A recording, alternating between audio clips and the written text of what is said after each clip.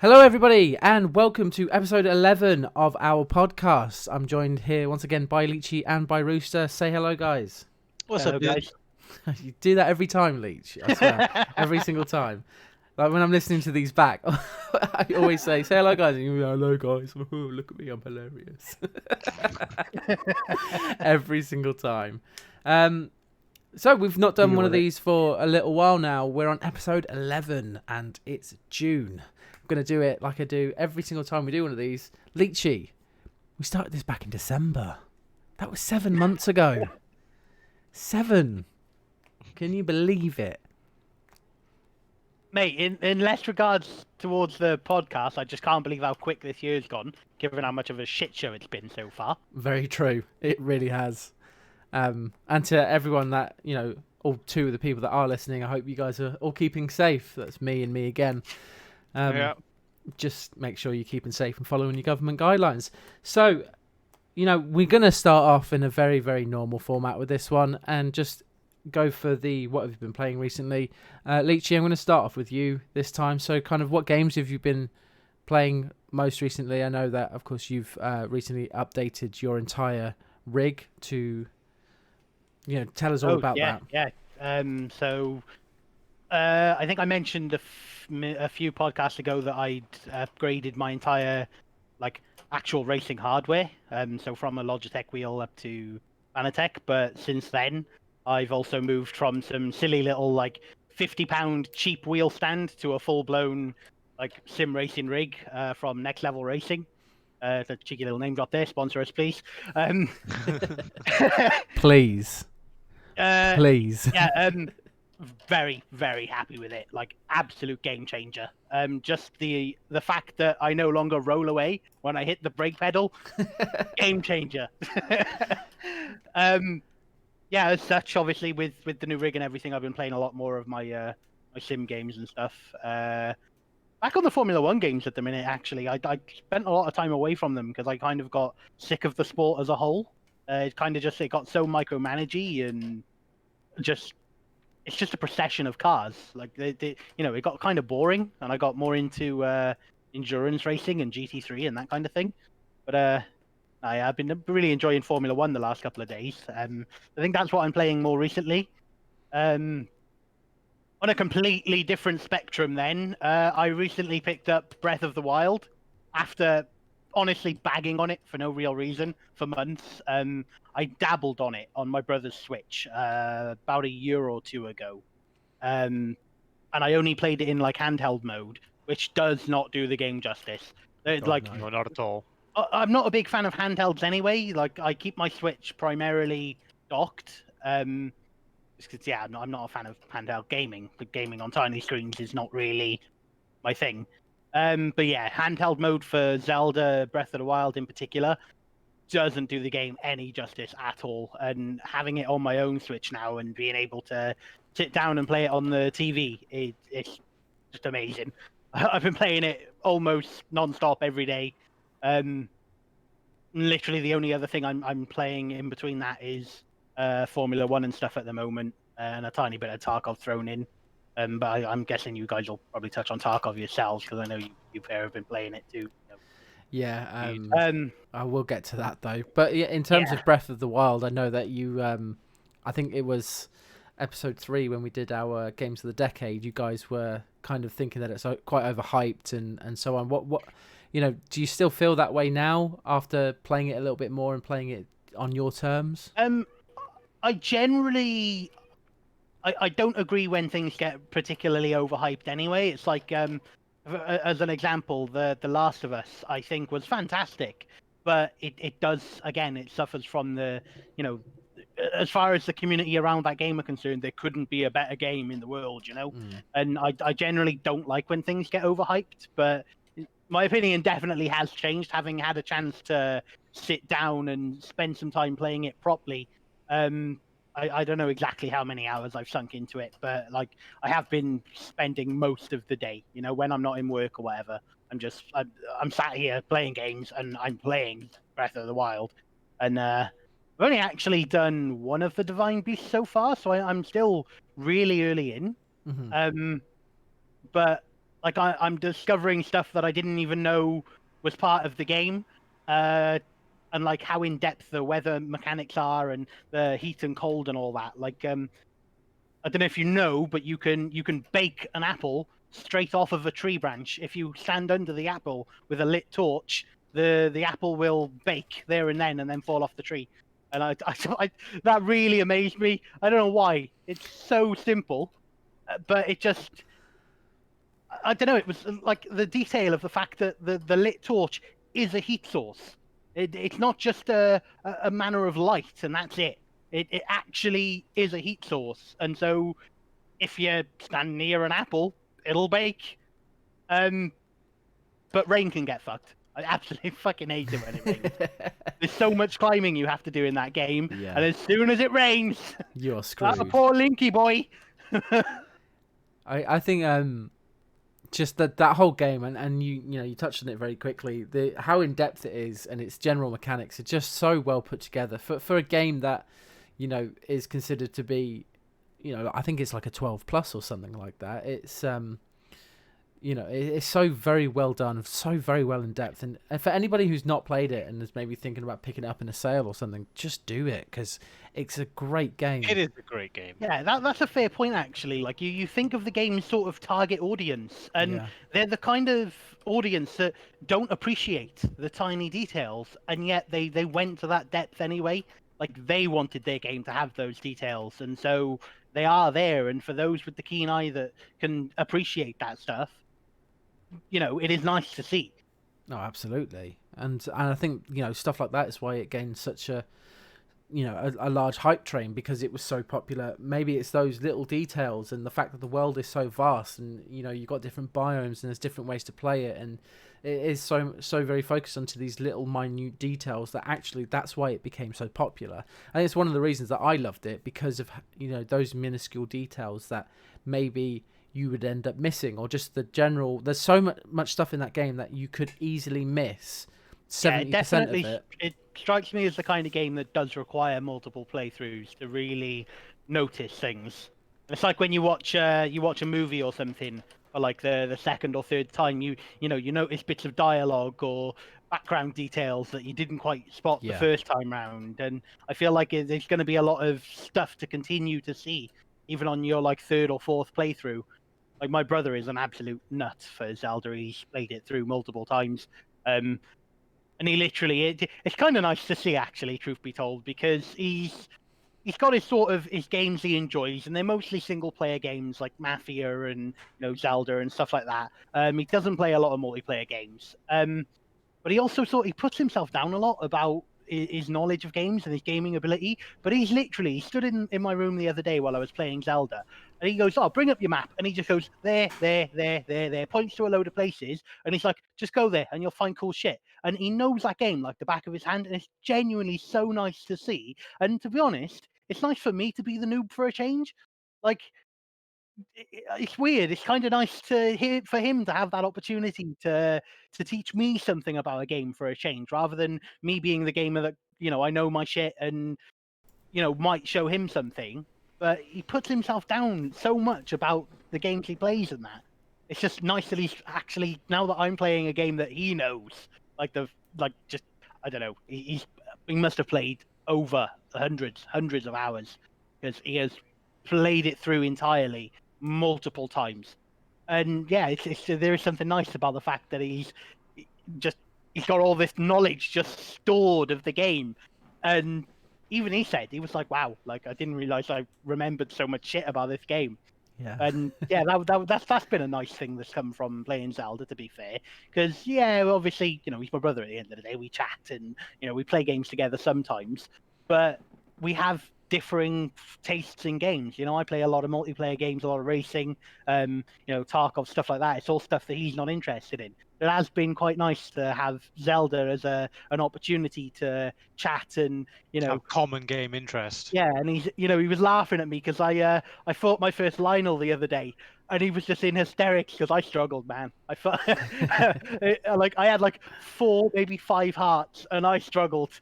and he was just like, "Ha ha, noob." But I don't know. It was just kind of nice to be on the receiving end of that for a change, and give him an opportunity to be the pro kind of thing. Yeah. So yeah, that's been a nice little thing to have come from buying Zelda, because again, it was like I was just sat here the other day and I was bored of what I was playing, and I was what can I buy? I checked my bank account and I'm like, ah, shit, like I'm a tiny bit off. I was literally like £8 short to buy Zelda, and uh, he just he just offered to chuck me the £8. He didn't even ask for it back. He paid that £8 for me, and you know what? It's been worth it, man. Like it's a great game, and it's been a nice little experience, to have that common interest for a change. Yeah, I So completely understand what you mean. It's the same with, I think a lot of people, especially with the Switch coming out, people are having that common ground of common game interest. Like Lauren, for example, my partner, she's not a massive gamer. She played a bit of Fortnite and stuff, but Animal Crossing has really given us that kind of nice gaming connection together. yeah, And I think more and more people, especially within a family dynamic, are absolutely getting that. A lot more adults are maybe having that connection with their children because of Animal Crossing, because it kind of bridges all of those gaps. It's the same with stuff like Legend of Zelda and so on. Yeah. That's what Nintendo are good at. They're good at kind of bringing families sort of together. We saw that with the Wii and stuff like Wii Sports and everything. That was a very family eccentric sort of system and sort of game, and I feel like the Switch is doing that again, just as you kind of described. We'll move on quickly then, and Roost will go I think through. I've waffled a No, bit that's fine. there. Always does. Roost, what have you been playing recently? So like all of us, we've all been playing some Tarkov together. But other than that, the primary games I've been playing around with, Battlefield 5. I've been getting into that a bit recently. Trying to enjoy the new content that it's dropped. Obviously, development for that game has now been ceased. So they dropped a load of content that was planned to come out throughout this year that was already finished. So rather than let it go to waste, they just dropped it all in one. So I think we got about like 10 new weapons and things like that. It was quite a hefty content drop. So been enjoying that game for what it is while we wait to find out what the next Battlefield's going to be, and if they can really recover the shit show that has been Battlefield 5. As much as I love the game, the development and the updates of the game has been a shit show. Changing the TTK to make it faster and then slower and then faster, and doing this and going back on it and doing this. Just been all over the place. Other than that, I've been surprisingly with Halo Infinite essentially right around the corner. I've been getting into playing some more Master Chief Collection and really enjoying some of those older games, but back on PC now. So that's been great. Me and my partner have decided that we're going to play through the campaigns of all the Halos on PC, ready for Infinite, obviously excluding 5, which we'll have to play on the Xbox. But that's been quite enjoyable because she's never actually played Reach before. She's played 1 through up till 5, but just had never played Reach. So we decided to start with that and play the games in chronological order. And so she's been enjoying that because it's a new experience. And then on the side, I've been playing quite a lot of the multiplayer of it. She's not really a multiplayer fan herself, so she's only really playing the campaigns. But to be fair, that's for the most part that's been it as far as what I'm actually been playing. It's been not a wide variety the past couple of weeks, to be fair. Okay, fair. I think playing it chronologically it would be really great to see. And I mean, for me, Reach was my favourite. Oh, I love followed by the 3. Reach story. Yes. It was just Reach was just so good, and the fact that she's never played it and gets to experience that again for the first time, Yeah. I'm so very jealous. I've been so excited, like when we were considering it and we were saying, like with MCC coming to PC, we can sit down and we can play through the campaigns together and everything. And I was just here like, oh, I can't wait for you to play Reach because it's my favorite campaign. I absolutely adore the Reach campaign so much. Like, don't get me wrong, I haven't got anything against any of the other Halo games. They are all absolutely fantastic, Yeah. excluding the obvious. But Reach was just something that I could play time and Yes. time and time again. And just, I love the campaign. I love the characters. I think that's what makes Reach so good. Halo's always been a very good game, story-wise, for building characters that you can love and appreciate. You've obviously got Master Chief and Cortana, but like, I think anybody who's a fan of the Halo franchise, like, could never say they don't love Keys almost as much. Captain Keys is almost as great of a character and things like that. She's always been good at developing characters, but Reach just took it to a next level by having Noble Team and it not focusing on Chief. It really allowed for some really good character development throughout Noble with Noble Team in general. And oh, I'm just so excited to continue playing through it with her and as she experiences the horror that is to come. Oh dear. That she does not know about, which is the best part. Mm. She's Nice. not like she's actually like The heck is just- she avoided spoilers for this long? that's the thing. The main reason that she never played it was just the game sort of passed her by. At the time of Reach coming out, she wasn't really into games, so she was never really in the scene to have Yeah, that it makes sense. spoiled. So she's just sort of, and then by the time she really got into playing games and started playing Halo and actually decided to start with Halo 1 and play through them all, apart from Reach, obviously. Just people weren't talking about Yeah, Reach the risk anymore. of spoilers was gone. And Like, so, yeah, it's just sort of by chance she has managed to come into this Halo Reach story completely blind, which is just great. Absolutely Oh. great.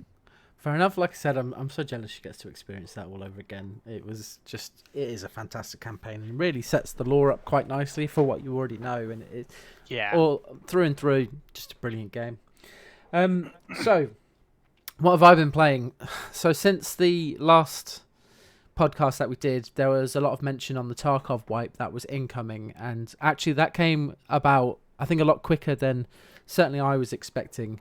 yeah, And I know that you guys were as well. But when I talk about Tarkov in kind of this format or in our Discord or anything like that, I'm easily the person who's sunk the most hours into Tarkov. Oh yes. I bought it in March. And like the last one of us to get into it, and you yeah, Played it more.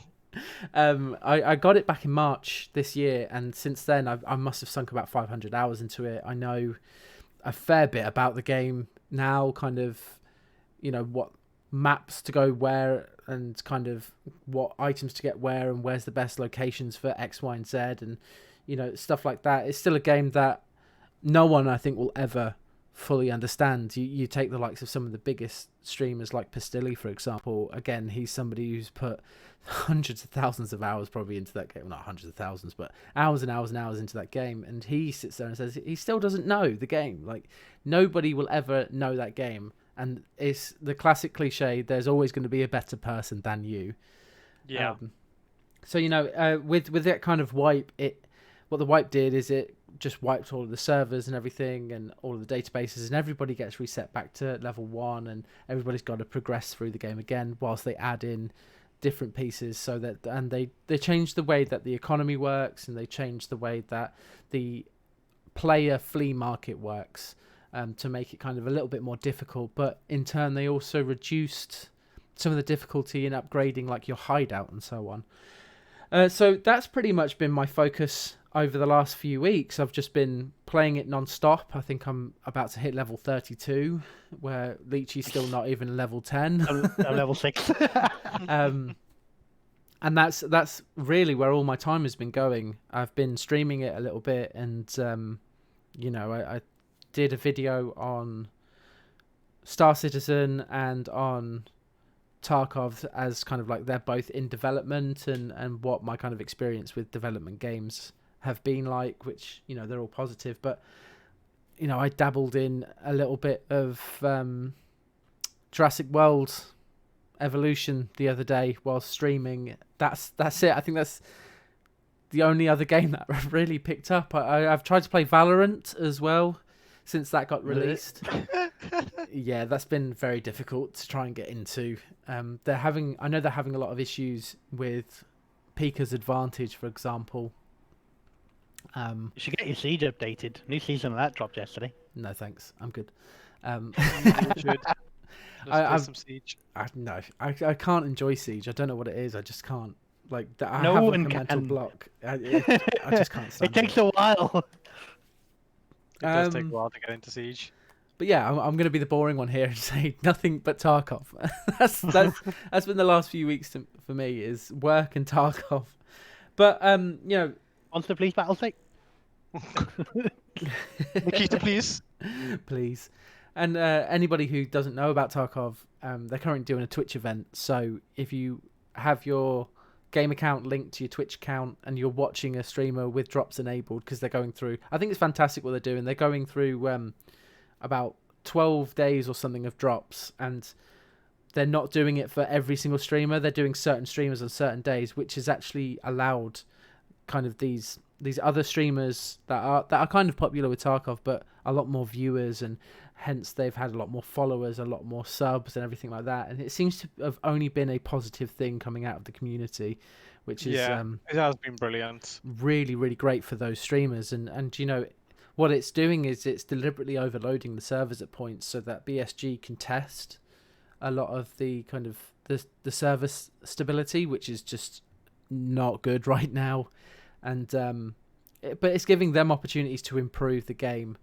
And I don't know if anybody watching this follows them on Twitter or Facebook or anything, but constantly every other day they seem to be announcing the amount of cheaters that they've banned, the amount of people that are purchasing like money outside of the game, and then they're doing a fantastic job to try and stop people from exploiting or cheating. And it's good to see a game company do that and really focus down on that, even at this stage in they're calling it a beta, but let's face it, it's an alpha. They're still implementing.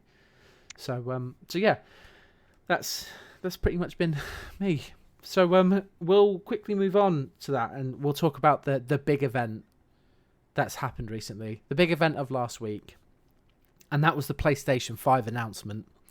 Yep. Now we all watched it together, because you know we're kind of sad like that. We were all in Discord, we all had it up, and we're all kind of just watching it together and commenting on what's going on and everything like that. And for anybody who doesn't really watch this, you should know that we definitely prefer Microsoft to Sony. So there are times where we are very biased, and I will admit that now.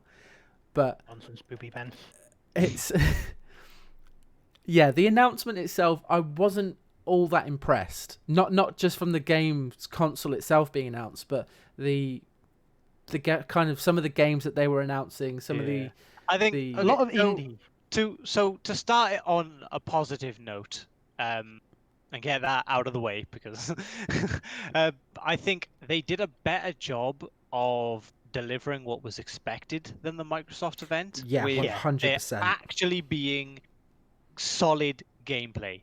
Like the trailers were gameplay trailers and things like that. It just, the actual trailer structure and what we saw just felt nicer than the Microsoft event, if I'm honest. I mean, I feel like the Microsoft gameplay reveal event, big quotation marks around that, just didn't sit right. It left a sour taste. Whereas whatever you think of the games themselves and of the console reveal, I feel like it definitely did a good job of giving us what we expected and what we wanted to see, regardless of whether the games were to your taste. Yeah, absolutely. I completely agree with you. Their entire structure was pretty much bang on. I mean, it was a trailer good stream. trailer shapes, and it was, you know, they did a really good job on structuring it. Actually, it was nicely structured throughout the entire piece, and it was interesting to see kind of their take, especially following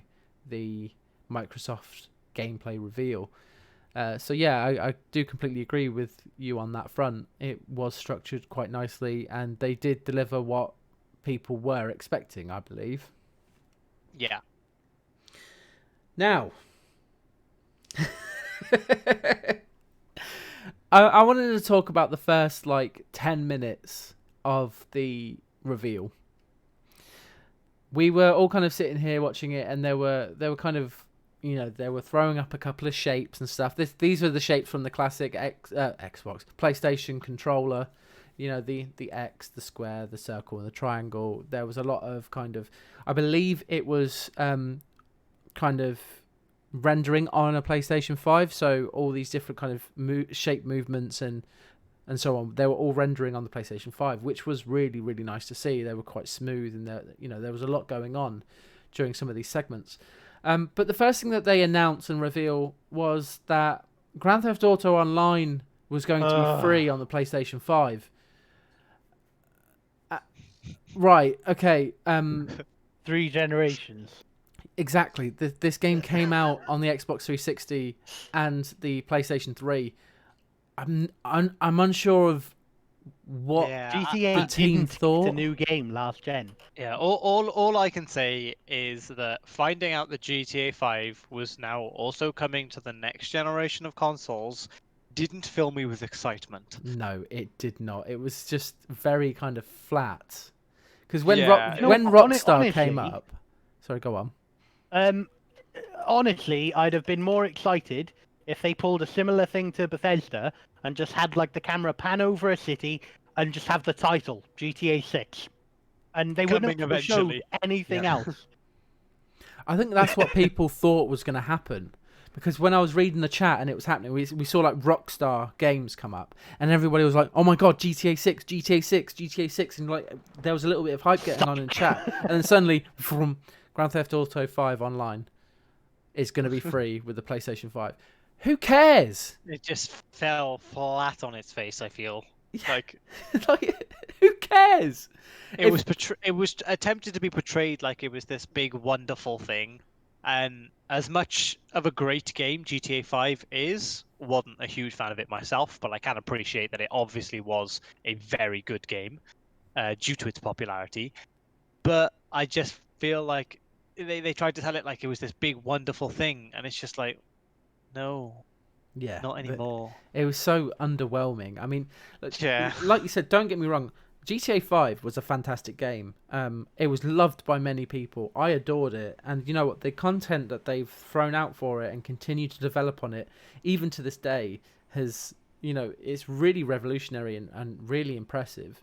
But if you haven't played GTA to this point and you haven't gone on GTA Online, why You don't have any intention to. Yeah, you wouldn't have any I'm not a intention big to fan do of it. GTA Online personally.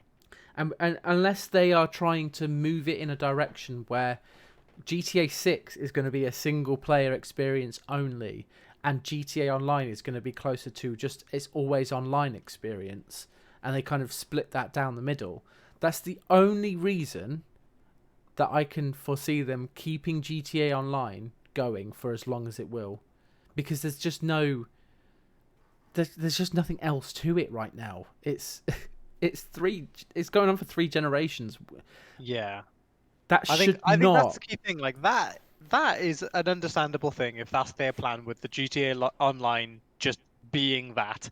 And when GTA 6 comes out, maybe it'll come with some more content for online. But GTA 6 won't have its own online. It'll just be updates to the current one.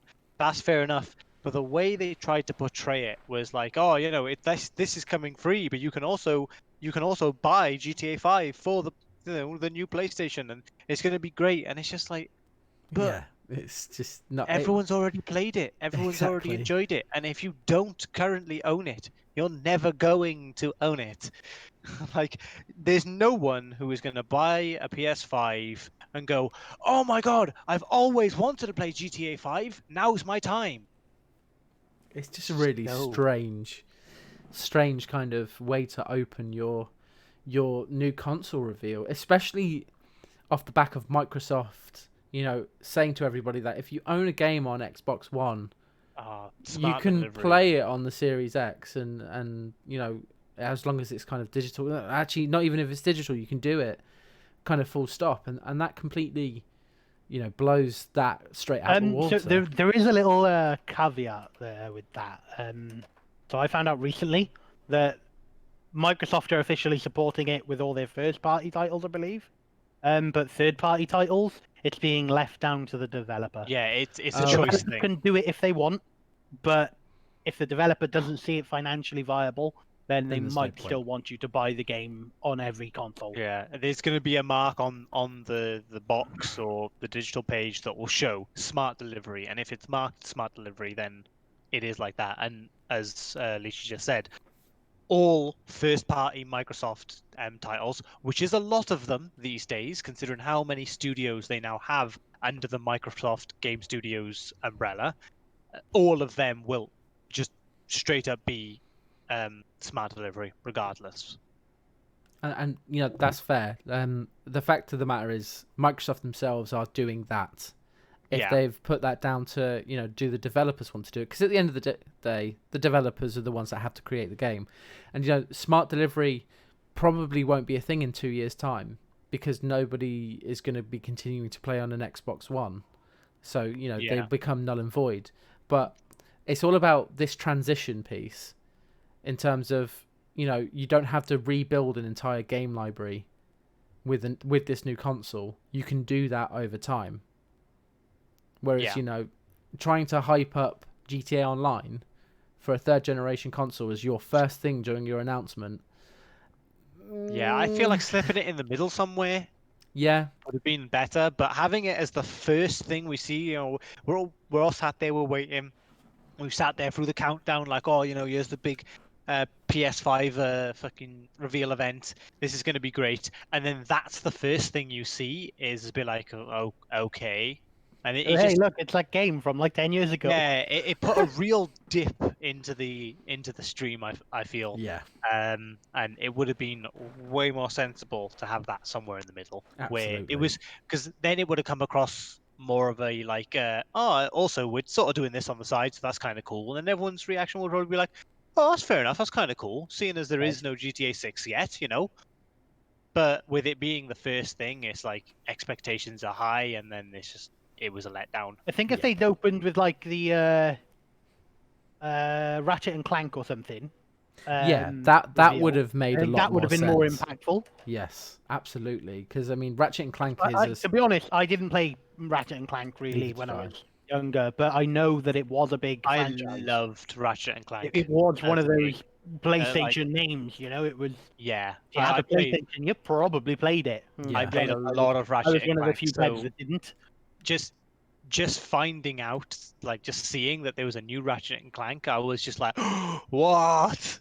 Okay, this is not something I was expecting. So I agree, that as a first thing would have been a good one because it was a bit of a shocker for most people. There was a bit of a like, oh, cool, wasn't expecting that. And it's also a first party, you know, it's a PlayStation exclusive game, so it really would have set the stream off Yeah, to a good start and would have got the ball rolling. I Heck, completely even agree. the Demon Souls remake. See, that one, like, with obviously From Software having a lot more games out on multiple Yeah, platforms, that's true. is Yeah, why I feel like Ratchet and Clank would have been such a good heavy hitter because it is yeah, it always this was exclusive. all-time Yeah. exclusive game. But It's yeah, PlayStation. uh, You think Ratchet and Clank, you immediately think PlayStation. It's always been a yeah, PlayStation title. yeah, it's something that brings PlayStation to the mind. But to transition into Demon Souls, as you mentioned, I am excitement. You are the Enough excite. said. I am the excite. So we're sat there watching it, and for anyone who doesn't know, I am slowly going hollow, waiting for Elden Ring news. We need Elden Ring news. Oh I man, that was perfect. trolling the subreddit and watching videos, trying to get any leak information I can, even though I know that it's probably all bullshit, but I just enjoy reading it. So we're watching the stream, and I think they started playing this trailer, and on the first scene, I go, Elden Ring? And it keeps playing. I'm going, possibly Elden Ring? I am excitement. Is this Elden Ring? And I think it got to about 3 clips into the trailer, and then the dawning realization of no, it's Demon Souls. Everyone else has just sat there like, Oh, I guess it is. Not really knowing much about Demon Souls, you guys. So this one was very much I was there excited, building myself up, just like, oh my god, it's gonna be Demon Souls, and then it became more and more apparent, and then we got a couple of cutscenes, so it's just very obvious, and I just lost my shit. I lost my shit because, simply put, I've never played Demon Souls. I've played all the Dark Souls games because I got into Dark Souls late. And I've just sort of never got round to playing Demon Souls, with it being a PS3 exclusive game. And by the time I got into Dark Souls, I didn't have my PS3 anymore.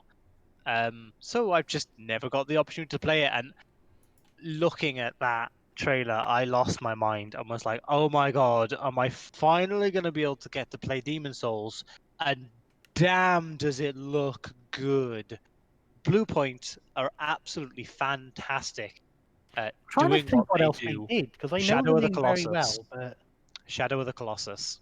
They're the ones who made the Shadow of the Colossus remake, which is very highly regarded. see, I'm sure I know them from something other than that. I'm gonna Google it a bit quick. They've done quite a few things, Because but I I'm think wondering where I know their name from. but just I am very excited. You were like massively excited. It was fun to watch and I listen did lose my to you because you were just mind losing it. when I I'm just building up this Elden Ring, and then I realize like it was the mixed feeling of, oh, still no Elden Ring news, but then realizing what it was instead, I lost my shit. And I think moving on quickly from that, I think I'm still the winner of the one frame prediction of Yes. that kind of whole reveal. I think it was shortly after the Demon Souls thing, and we saw this scene of, I think it was just somebody walking in a hallway, and I turned around and just went, Resident Evil. Yeah. Oh yeah. Literally within about 2 called seconds that. of the thing, Yeah. and Resident Evil, and then it got to the end of it, and it came up, Resident Evil 8: The Village. And I called it, bang, Yeah, done it. You called that in about 3 frames of the so trailer. Blue Point Games did the Metal Gear Solid HD collection, which is probably where I know them from.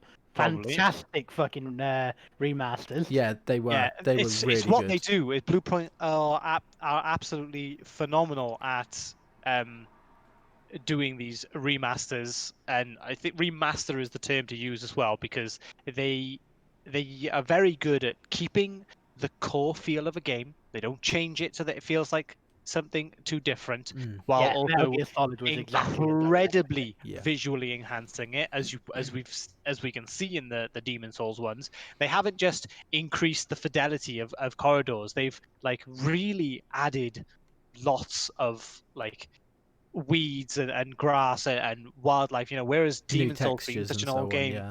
was very bare. They've really made the areas look a bit more alive and lived in, which is good. So they're very good at doing that, so that's going to be really good. You got to completely hand it to those kind of development companies. I mean, if they, I wasn't too sure who did the remasters of the Metal Gear Solid series, but if it wasn't thanks to that series, I never would have played Metal Gear Solid 3, which is easily the best Metal Gear Solid game. Amazing. Snake Eater was one of my favorite games, I think, of all time. You could actually eat snakes. It was great. Yeah, it was the whole thing, just like the music, the really iconic kind of opening music, and all the different scenes, how emotional it was, and those games are known for having really long cutscenes. But I have the they HD were collection so of good. Xbox One. Oh. We know what Leechy's going to be doing then. Replay time. I might have to. Yeah, I might have to give it a playthrough. But anyway, back to the PlayStation 5 reveal. Yeah, so with Resident Evil 8 being announced and called The Village, I've got a strong sense that it's going to tie in very well to Resident Evil 4, whether or not it's kind of a prequel to the story of Resident Evil 4 and you're playing in the same kind of village. It's really interesting to see where they go with that one, and I'm actually quite excited for that. I was a massive fan of Resident Evil 5, and that's where I kind of came into the franchise then.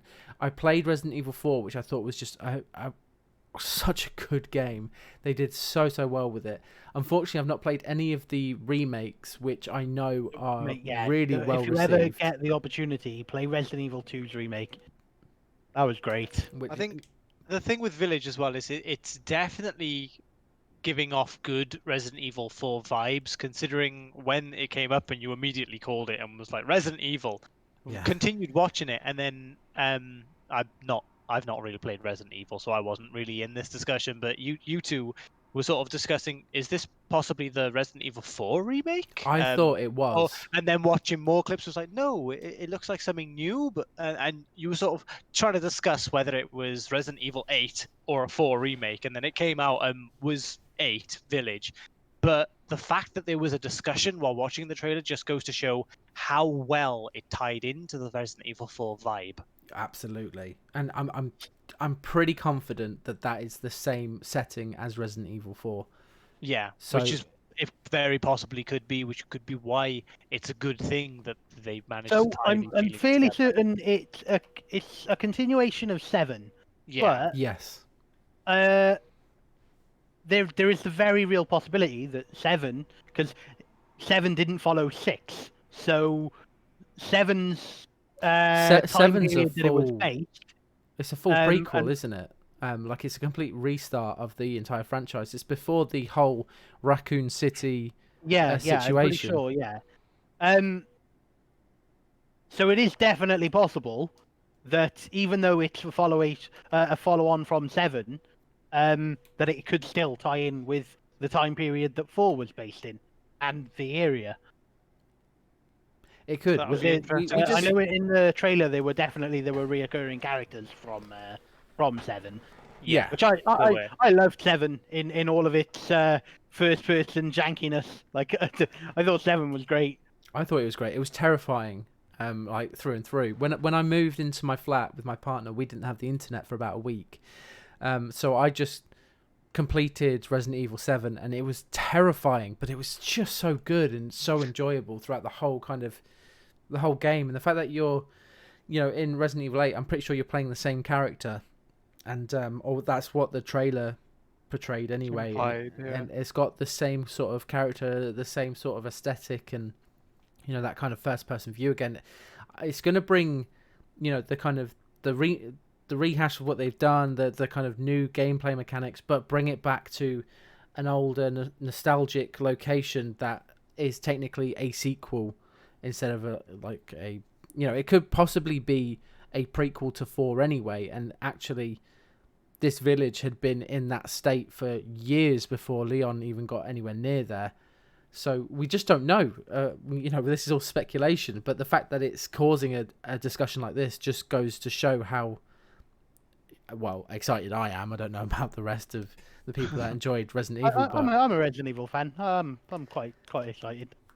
and I think that's just It did. The reveal threw me a little bit because obviously when it started, it was like kind of getting Resident Evil vibes, but not sure. And then the name come up as Village, and I'm like, okay, so not Resident Evil. And then they plastered the Resident Evil over and coloured in the 8. So I was like, okay. Clever boys, clever boys. Intelligence. Yeah, it was the I and the double L, wasn't it, in Village? Yeah. Yeah.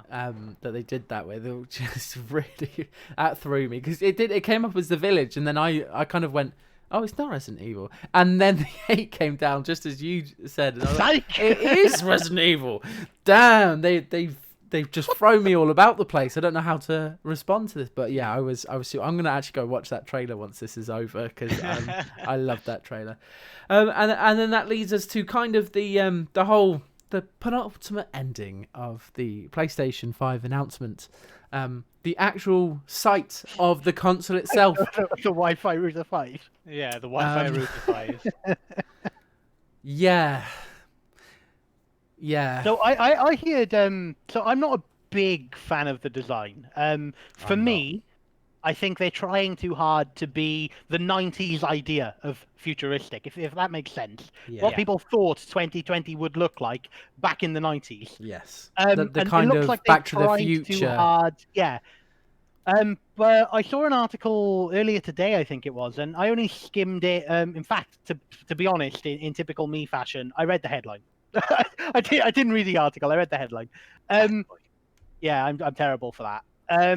But apparently, the console is going to be more customizable than ever, and not just like in terms of user interface, the actual console. So I think those big white plates that we all love so much, I think you're going to be able to swap them out. And so Okay. the idea of like the special edition consoles that would come with, you know, the Nathan Drake one like you've got for the PS4. You could just buy the special edition plates. Yeah, and that's the Okay, if that's how the console releases, then I am a bit more intrigued. As you guys probably know, I'm a sucker for special edition consoles. I yeah. have the Nathan Drake PS4. I've got the Halo Xbox One. Rest in peace. It died this year. Um, and you know, I like to have them. I tend to like the PS4. Didn't pick up on release, so when I was going to buy one, they had the Nathan Drake collection, and I was just like, sure. I mean, it's basically the same price as the regular one at the moment. So I'm kind of interested if that's the case. That I'd be a lot more interested in I buying a think PS5 early. I'll look into it first, obviously, but buying the PS5 early because of the fact that I'd be able to swap out the plates rather than waiting, because I do like to have those special edition yeah. consoles. So yeah, I would definitely like double check that because Yeah. I just read the headline and it mentioned something about it was the VP of UX or something from the Sony development team. Yeah, the user Um experience. and yeah, I think the actual interface on the consoles being revamped, and it's going to be more customizable, I believe. But I'm sure there was mention of the actual physical box itself being customizable in some way. Okay, that's starting to And get interesting, to be fair. so I think it was an Instagram post that I saw actually, and they had a little like caption, sort of as a very quick like 2 sentence rundown of the idea of what the headline was pointing towards, and it mentioned about how, you know, special editions are now for everyone or something along those lines. So yeah, it does Um, sound like it's heavily implying what you've described. So that's kind of interesting to see if that is the angle they're going with. Because Yeah. if it is, that is a very good thing. Because that's the key thing that sucks with special edition consoles. Like the only reason I was able to get the Halo one was because I got lucky enough that I bought an Xbox One, so I had the standard Xbox One. But when the Halo one was releasing, my partner was looking to buy an Xbox One, so she just decided to buy mine off me for cheap. So she got a perfectly fine Xbox One for a lot cheaper than if she was to go out and buy a new one. And I was able to put that money and some of my own forward to get the limited edition console. um I Had she not been interested in buying my console off me in the first place, I probably would never have gone and got the Halo limited edition. So it definitely makes limited edition consoles a lot more accessible yeah, because people who can't afford to go out and continue buying consoles left, right, and that's center. why I've never bothered. Yeah, because you've always had the console already Yeah. before the limited edition comes out. So that would be a very interesting angle to take. Yeah, no, I agree. You know, like, console customizations been a thing for a long, long time, but it's always been a DIY void your warranty jobby. You know, so Yeah, it's a very niche market of the having a people that modular system is the way forward yeah. to not be warranty voiding. There we go. Really, that is actually really interesting, especially from someone like me, who's Yeah, I'm very really much hoping that I haven't anti-Sony. misinterpreted the article and have like just given completely false information. Like I do say, go check it yourself because I skimmed it whilst browsing through my Instagram. Yeah. Which I'll be honest with you all is pure filth. With a little bit of gaming thrown in. Do not look at Leechy's Instagram. It is so- not 1% game related. So yeah, definitely go check that out for It's yourself. like his homework folder. Oh yes. Dead. You mean his 12 terabyte homework folder? Yes. Yes, Can you imagine? Jeez. that's a lot of Homework. homework. He's very, very invested in his homework. He puts I don't even have appendices 12 on terabytes. every Jeez. single thing he does. Uh, Jeez. so Moving on. so yeah, so overall, personally I was slightly underwhelmed with the PlayStation 5 announcement. The console, I think, was the kicker. I just don't think they started off strong. But Yeah. it is what it is. The proof is always going to be in sales, and let's face it, the cheaper console always tends to win, regardless of the situation. So it's a case of we just wait until sales. Are people going to stick to the brand that they know and love, or is price going to be a huge factor? I've seen some experts in that market are predicting it'll be no more than $499.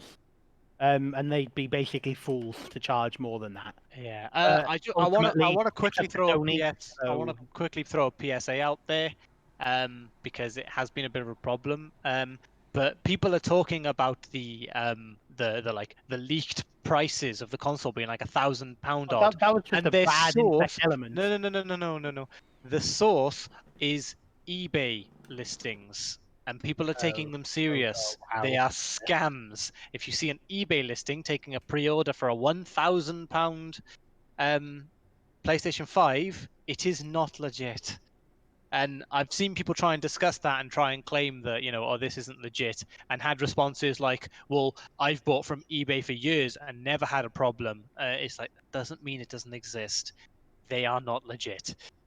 Like, nobody is currently selling a PS5 on eBay. Do not believe them. How ridiculous! Just want to throw that out there, because I've actually seen some people trying to argue the point that, oh yeah, but it's very hard to get scammed on eBay these days. Don't mean you won't. Just Yeah, exactly. do not send someone your money on eBay for a console that's costing upward of £1,000 before its price has even been released, let alone its actual release date. My God. But yeah. So a price for me, this generation price is going to be a huge factor. I think it Yeah. will be over the £500 mark, the kind of around $550 mark. That's what I'm upwards. thinking. I'm thinking it would be terrible if they release for more than 600, because the Yeah. PS3 tried to release for 600 and it did not go well. No, and It dropped in price very rapidly. yes. People were not happy with a £600 console release.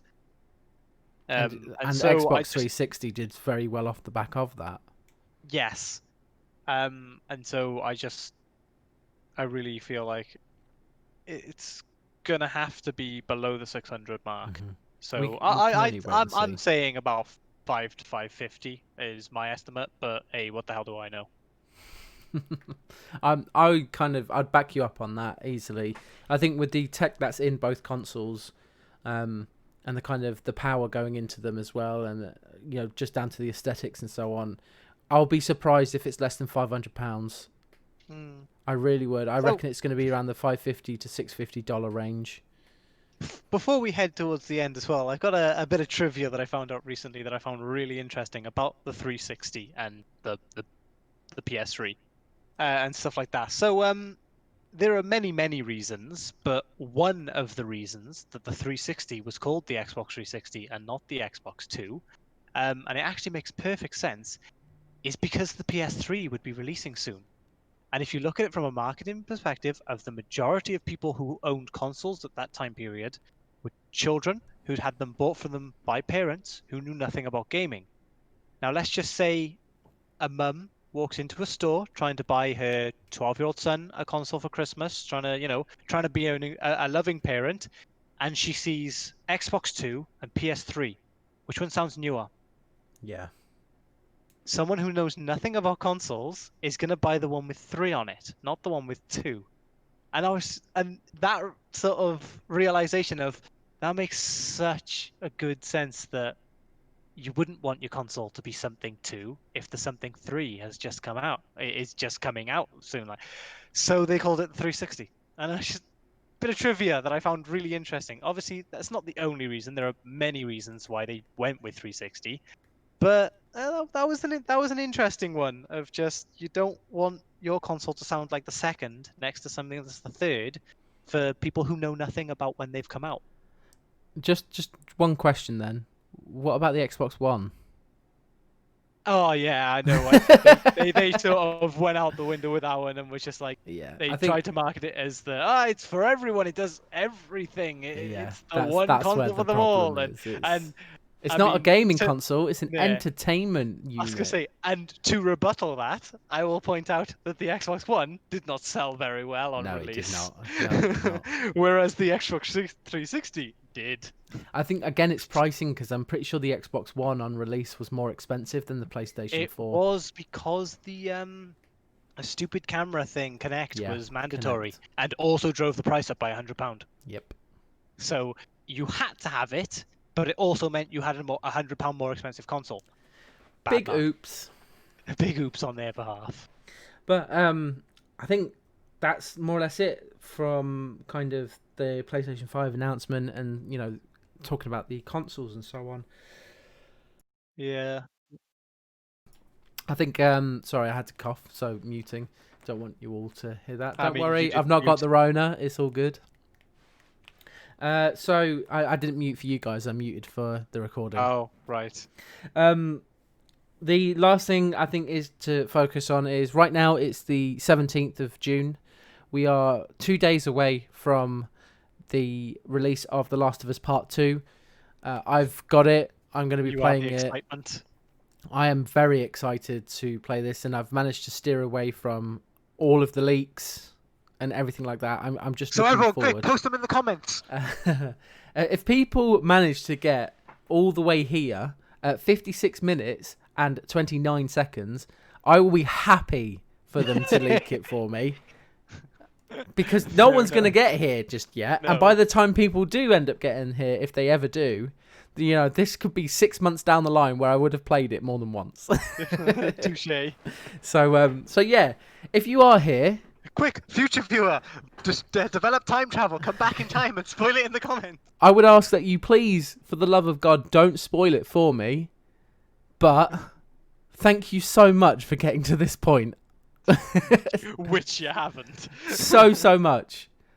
And yeah, and I think that's it. I think in terms of the podcast, it was a good one. So we will kind of leave it there. I'm gonna say, you know, please watch some of the other videos that I've been putting up, and been putting up so much stuff recently, especially around Escape from Tarkov. Same with streaming. I'll post my link below for Mixer for my stream. Please go and have a look there. And you know, as some of these guys start to get on kind of more socials and you know, maybe streaming themselves and stuff like that, then I'll be posting their links below as well. So please, guys, go check out the description for some of the videos that are coming up. And thank you once again for watching. So goodbye, everybody. Have fun, lads. Bye. See ya.